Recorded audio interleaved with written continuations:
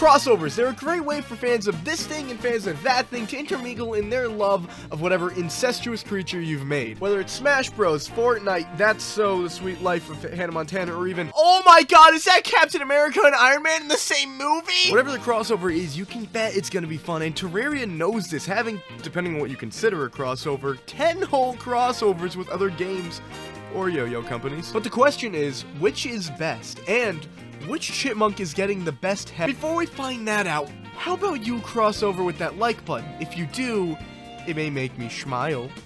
Now let's get into it.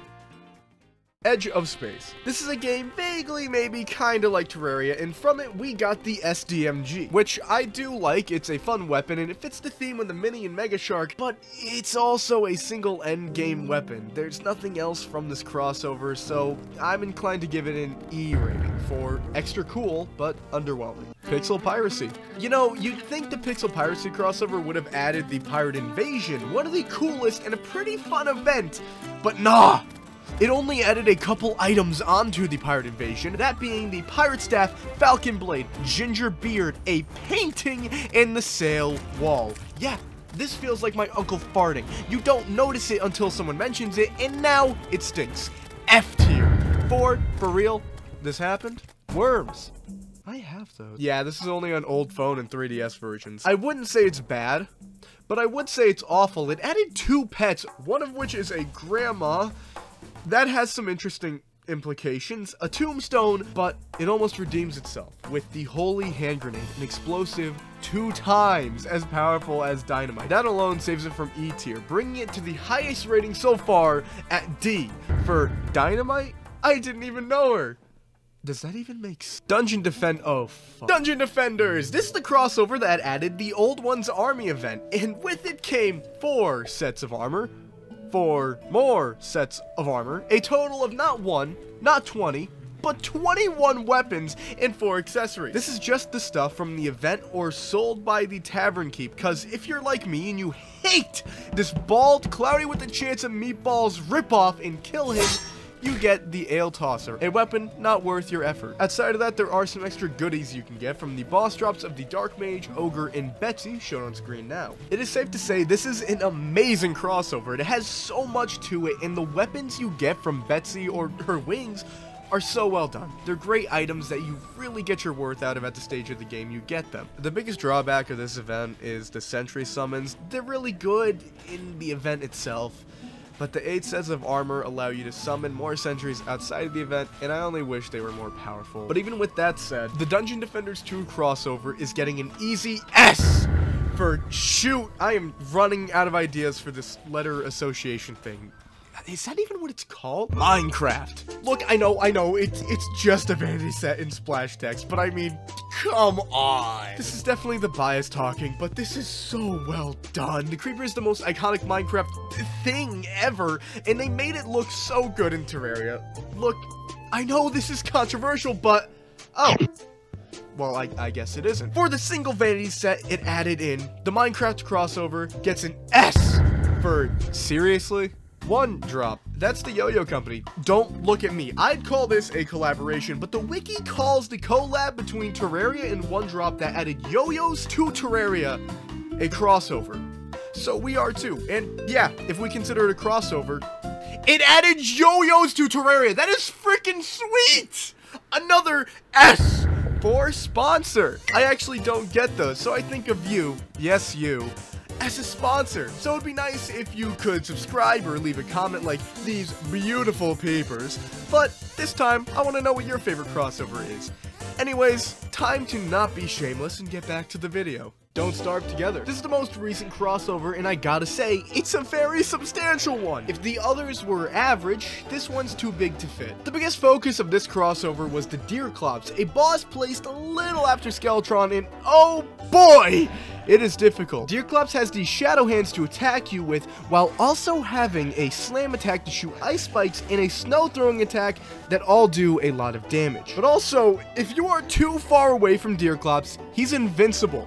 You can't hurt him at all, so you are restricted to head-on attacks or a platform right above it. Killing Deerclops will give you 2 items, one of which being either the Pneumatic Horn ranged weapon the Weatherpain, a magic weapon, the Houndius Shootius, a sentry summon, like all other sentries, which is too underwhelming for the stage you get it at, or the best one, Lucy the Axe, an axe that talks to you through text and loves chopping down trees, hates being put in chests, and if you throw her away, well, it'll make me cry. And the second item you get is between these three items. The Eyebrella, which puts a cloud over your head. The radio thing, that puts this old-timey filter over your game to replicate the visual style of Don't Starve Together. And the best one, the Eyebone. It gives you a cute little chest that accesses your piggy bank, and yeah, you could use a money trough, but look at this little monster, he's so cute, yes he is. That's not all though, as there's the Bone Helm, his expert mode drop that summons the same hands Deerclops uses, but here, they defend you. And his mask, trophy, and relic, obviously. Outside of Deerclops, we also have 3 weapons, being the Bat, Tentacle Spike, and Abigail's Flower. These 3 pets who terrify me beyond belief, 4 paintings, 3 food items, a variety of vanity sets, 2 hairstyles, and of course, I saved the best for last. The Magilluminescence. Okay. An accessory that increases your speed and acceleration along with providing light. All for 12 Demonite or Crimtane and 5 Topaz. This is seriously an amazing early game item! All of this, I think, clearly earns Don't Starve an S for Starve. Stardew Valley. I am very disappointed by this one. I feel like there's so much you could do with Stardew Valley, but all we got was 2 pets in Joja Cola. But since they are nice looking, they get a high C for C, spelled with an S because that's what could have been. Core Keeper and Project Zomboid. Both of these add a single pet to the game. Zippo from Zomboid and the Cavelin Gardener from Core Keeper. I'm gonna give Zomboid a D for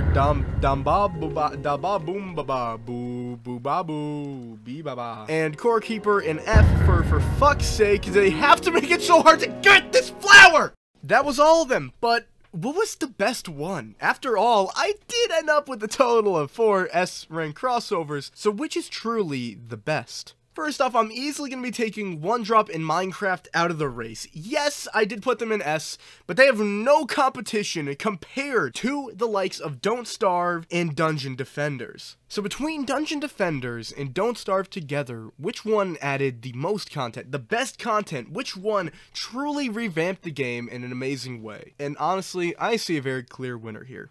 Don't Starve Together is one of the best crossovers I have ever seen. The Deerclops is a perfectly done boss, and from what I've heard from the Don't Starve community, it was done very well. He's a very difficult boss, but he adds so much. He has so many drops, and all of them are so incredibly helpful at the stage of the game that you're going to be playing at. Not to mention, it also added more stuff for summoners early game with Abigail's Flower and also the Houndius Shootius, which are both summon weapons, something that is very hard to find early game for summoners. Everything about this crossover is just so amazing, and by all means, it is one of the best of all time across anything ever. Which is why it is so crazy to say that Dungeon Defenders outdoes it by a mile! You can't tell me you didn't expect this. Although I shut on it all the time, the Old Ones Army added a lot more to the game than I care to admit. It is by far one of the most fun events, having added in so many sentries that can be really fun to use in the moment.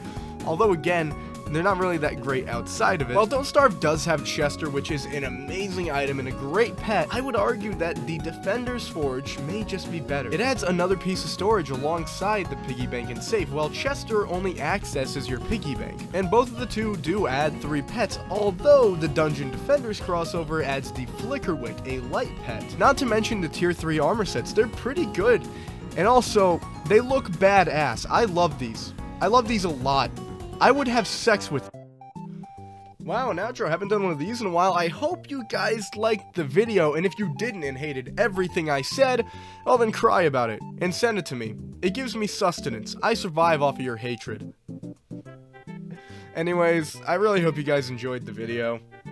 I'm watching you. Bye.